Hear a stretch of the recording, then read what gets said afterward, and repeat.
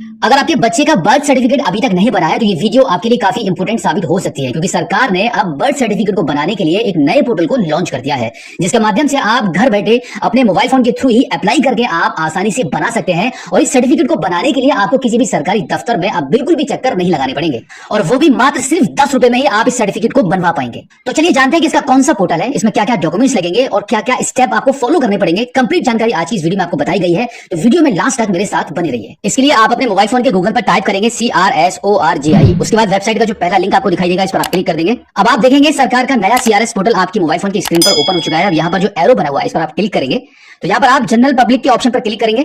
अब यहाँ पर आपको सबसे पहले अपना एक रजिस्ट्रेशन करना होता है, जिसमें आपकी कुछ पर्सनल डिटेल्स फिल की जाती हैं। रजिस्ट्रेशन करने के दौरान आपको अपने बच्चे की डिटेल्स फिल नहीं करनी है, आपको आपकी खुद की, अगर आप एक पिता है या माता है तो आपको अपनी डिटेल्स यहाँ पे एंटर करके रजिस्ट्रेशन करना होगा। तो यहाँ पे आपका first name, middle name, last name enter करेंगे। उसके बाद अब यहाँ से आपका जेंडर चूज करेंगे। जेंडर चूज करने के बाद आपकी डेट ऑफ बर्थ एंटर करेंगे और नेक्स्ट कर देंगे। अब यहाँ पर आपका स्टेट, डिस्ट्रिक्ट और सब डिस्ट्रिक्ट चूज करेंगे। उसके बाद अब यहाँ से आपका विलेज नेम और टाउन नेम को सिलेक्ट करके आपका area pin code number enter करेंगे। अब इसके जस्ट नीचे आपका यहाँ पे कंप्लीट एड्रेस एंटर करके इसको नेक्स्ट कर देंगे। अब यहाँ पर आपका आधार नंबर एंटर करके नेशनलिटी वाले ऑप्शन पर क्लिक करके इंडियन चूज करेंगे। टर्म्स एंड कंडीशन के बॉक्स पर टिक करेंगे और फिर नेक्स्ट कर देंगे। अब यहाँ पर आपका मोबाइल नंबर एंटर करके सेंड OTP वाले ऑप्शन पर क्लिक करेंगे। अब यहाँ पर OTP एंटर करके वेरीफाई करेंगे, तो इस प्रकार से आपका कोड यहाँ पे वेरीफाई हो जाएगा। अब इसको नेक्स्ट कर दीजिए। अब यहाँ पर आपकी एक ईमेल आईडी एंटर करेंगे, जो कि काफी जरूरी होगी। जैसे ही आपका यहाँ पे बर्थ सर्टिफिकेट रेडी हो जाएगा तो उसकी जो कॉपी होगी वो आपकी ईमेल एड्रेस पर ही भेजी जाएगी। तो यहाँ पर आप अपना एक वैलिड ईमेल आईडी एंटर करेंगे। उसके बाद इस कैप्चा कोड को यहाँ पे कैलकुलेट करके एंटर करेंगे एंड देन आपकी ईमेल आईडी को वेरीफाई करने के लिए सेंड OTP वाले ऑप्शन पर आप क्लिक कर देंगे। अब आपकी ईमेल आईडी पर एक OTP चला जाएगा, उस OTP को लेकर आप यहाँ पे एंटर करेंगे और वेरीफाई वाले बटन पर क्लिक कर देंगे। तो अब आपकी ईमेल आईडी यहाँ पे वेरीफाई हो चुकी है। अब यहाँ पर आप रजिस्टर वाले बटन पर क्लिक करेंगे। अब आप देखेंगे आपका यहाँ पे रजिस्ट्रेशन सक्सेसफुली हो चुका है। अब लॉगिन करने के लिए आप यहाँ पे लॉगिन वाले बटन पर क्लिक कर देंगे। अब आपका मोबाइल नंबर और इस कैप्चा कोड को यहाँ पे एंटर करके लॉगिन करेंगे। अब आप बर्थ सर्टिफिकेट के इस नए पोर्टल पर लॉगिन हो चुके हैं। अब सबसे ऊपर आप देखेंगे ये 3 लाइंस बनी हुई है, इस पर आप क्लिक करेंगे। अब यहाँ पे बर्थ सर्टिफिकेट वाले ऑप्शन पर जैसे आप अपना कर्सर रखेंगे तो कुछ ऑप्शंस ओपन हो जाएंगे, जिसमें से आप रिपोर्ट बर्थ वाले ऑप्शन पर क्लिक कर देंगे। अब आप देखेंगे आपके मोबाइल फोन की स्क्रीन पर बर्थ रजिस्ट्रेशन का ये फॉर्म ओपन हो चुका है, जिसको आपको 4 स्टेप में कंप्लीट करना होगा, जिसमें आप सबसे पहले स्टेट वाले ऑप्शन पर क्लिक करके आपका स्टेट चूज करेंगे। आप यहाँ पे देखेंगे भारत के सभी स्टेट्स के नाम यहाँ पर शो कर रहे हैं। ये पोर्टल सिर्फ एक ही स्टेट के लिए नहीं है, आप जिस भी राज्य से बिलोंग करते हैं अपना स्टेट चूज करके अपने बच्चे का बर्थ सर्टिफिकेट यहाँ से अप्लाई कर पाएंगे। तो यहाँ से मैं अपना स्टेट चूज कर लेता हूँ। अब इसके बाद आपको आगे चाइल्ड इन्फॉर्मेशन यहाँ पर आपको प्रोवाइड करानी होती है, जिसमें सबसे पहले आपके बच्चे की जन्मतिथि यहाँ पे एंटर करेंगे और फिर इस वाले कॉलम में भी एक बार दोबारा से जन्मतिथि को एंटर करके कंफर्म करेंगे। अब यहाँ पर जन्म का समय एंटर कर देंगे। उसके बाद यहाँ से बच्चे का जेंडर चूज करेंगे। जेंडर चूज करने के बाद अब यहाँ पे आप सिलेक्ट वाले ऑप्शन पर क्लिक करेंगे तो आपको 2 ऑप्शन मिलते हैं, एक रहेगा आधार और दूसरा है EID। अगर आपके बच्चे का आधार कार्ड बन चुका है तो आधार वाले ऑप्शन को चूज कर लेंगे। अगर नहीं बनाया और आपने अप्लाई किया हुआ है आधार बनवाने के लिए तो आपको एक स्लिप मिली होगी जिस पर EID नंबर लिखा हुआ होता है, तो आप यहाँ पे EID वाले नंबर को चूज कर लेंगे। हमारे केस में आधार बन चुका है तो हम आधार वाले ऑप्शन को चूज कर लेते हैं। अब यहाँ पे बच्चे का आधार कार्ड का नंबर एंटर करना होगा। अब इसके बाद यहाँ पे फर्स्ट नेम में, मिडिल नेम में और लास्ट नेम में आपके बच्चे का नाम एंटर करेंगे। और अगर अभी तक आपके बच्चे का नामकरण नहीं हुआ है तो यहाँ पे आप ऊपर वाले जो बॉक्स बना हुआ है इस पर आप टिक कर देंगे, तो आपको आपके बच्चे का नाम यहाँ पे एंटर नहीं करना होगा। तो अभी हमने यहाँ पर बच्चे का नाम एंटर कर दिया है। अब यहाँ पे देख सकते हैं कि जैसे ही हमने इंग्लिश में बच्चे का नाम एंटर किया है तो हिंदी में यहाँ पे ऑटोमेटिक कन्वर्ट हो चुका है। अब इसके बाद कंफर्म चाइल्ड नेम वाले ऑप्शन में एक बार फिर से आपके बच्चे का नाम यहाँ पे एंटर करके कंफर्म करेंगे। अब इसके बाद फादर्स इन्फॉर्मेशन में यहाँ पे फादर का पूरा नाम एंटर करेंगे। उसके बाद मोबाइल नंबर, ईमेल आईडी, आधार नंबर एंटर कर देंगे। एंड देन बिल्कुल इसी तरीके से मदर्स इन्फॉर्मेशन में यहाँ पे मदर का पूरा नाम एंटर होगा, मोबाइल नंबर, ईमेल आईडी, आधार नंबर, ये सब डिटेल्स एंटर करेंगे।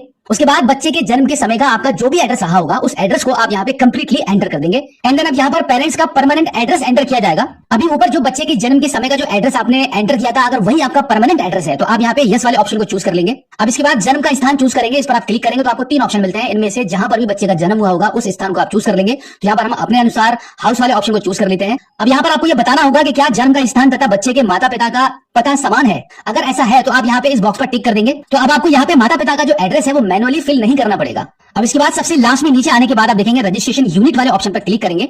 तो अब यहाँ पर आपकी जो ग्राम पंचायत है उसको आप चूज कर लेंगे। उसके बाद सेव एज ड्राफ्ट वाले ऑप्शन पर क्लिक करके इसको नेक्स्ट करेंगे। नेक्स्ट करने के बाद आप देखेंगे आपका एक फर्स्ट स्टेप यहाँ पे कंप्लीट हो चुका है। अब यहाँ पर बच्चे के जन्म के समय माता पिता का एड्रेस कॉपी करने के लिए इस बॉक्स पर आप टिक करेंगे। अब इसके बाद फादर और मदर की इन्फॉर्मेशन यहाँ पे फिल की जाएगी, जिसमें आप फादर्स रिलीजन वाले ऑप्शन पर क्लिक करके रिलीजन चूज कर लेंगे। उसके बाद यहाँ से एजुकेशन चूज करेंगे एंड देन यहाँ से फादर का ऑक्यूपेशन चूज कर लेंगे। अब बिल्कुल इसी तरीके से यहाँ पे मदर्स इन्फॉर्मेशन भी फिल करेंगे। अब अदर इन्फॉर्मेशन में यहाँ पे आप विवाह के समय माता की जो आयु थी वो आप यहाँ पे एंटर कर देंगे। एंड देन इस कॉलम में संतान के जन्म के समय जो आयु थी वो एंटर करेंगे। अब इस कॉलम में जीवित बच्चों की अब तक की जो संख्या है वो यहाँ पे एंटर करेंगे। अब यहाँ पे type of attention eight delivery वाले ऑप्शन पर क्लिक करेंगे तो आपको 3 ऑप्शन मिलते हैं, यानी कि डिलीवरी के समय किसकी निगरानी में ये डिलीवरी हुई है, जैसे डॉक्टर, नर्स या प्रशिक्षक, मिडवाइफ द्वारा। तो जो भी रहा उसको आप यहाँ से चूज कर लेंगे। उसके बाद मेथड ऑफ डिलीवरी को चूज करेंगे और यहाँ पे नॉर्मल वाले ऑप्शन को चूज कर लेंगे। अब यहाँ पर बच्चे का वजन एंटर करेंगे। उसके बाद यहाँ पे ड्यूरेशन ऑफ प्रेगनेंसी यानी कि गर्भावस्था की अवधि हफ्तों में आपको यहाँ पे एंटर करनी होगी। अब इसके बाद यहाँ पर आपको कुछ सपोर्टिंग डॉक्यूमेंट्स अपलोड करने रहते हैं जिनका साइज 8 MB से अधिक नहीं होना चाहिए। सबसे पहले आपको प्लेस ऑफ बर्थ का एड्रेस प्रूफ आपको अपलोड करना होगा। डॉक्यूमेंट टाइप वाले ऑप्शन पर क्लिक करके आप देखेंगे काफी सारी एक लंबी सी लिस्ट आ चुकी है जहां पे डॉक्यूमेंट्स के नाम लिखे हुए हैं। इनमें से कोई एक डॉक्यूमेंट आप चूज करेंगे, जैसे कि हम यहाँ पे आधार चूज कर लेते हैं। अब ब्राउज एंड अपलोड वाले ऑप्शन पर क्लिक करके आपके आधार कार्ड की कॉपी को यहाँ पे अपलोड कर देंगे। उसके बाद ऑर्डर वाले सेक्शन में आएंगे। यहाँ पर डिस्ट्रिक्ट, सब district, divisional, executive magistrate order को आपको यहाँ पे अपलोड करना होगा। यानी कि अगर आपके बच्चे का जन्म हुए 21 दिन से अधिक हो चुका है और अब आप जन्म प्रमाण पत्र के लिए अप्लाई कर रहे हैं, तो अब आपको तहसील जाकर एसडीएम की एक रिपोर्ट आपको तैयार करानी होगी जिसकी कॉपी को आप यहाँ पे अपलोड करेंगे। और अगर आप अपने बच्चे के जन्म के 21 दिन से पहले आप यहाँ पे आकर जन्म प्रमाण पत्र के लिए अप्लाई कर रहे हैं तो ये ऑर्डर वाला ऑप्शन आपको देखने को नहीं मिलेगा।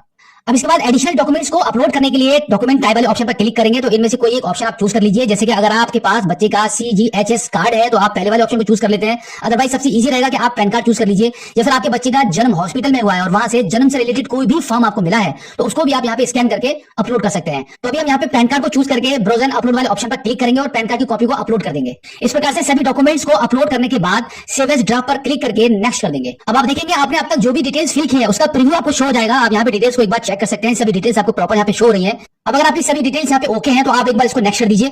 नेक्स्ट करने के बाद एक बार फिर से आपकी सभी डिटेल्स आपको शो होंगी जो भी डिटेल्स आपने यहाँ पे फिल की हैं।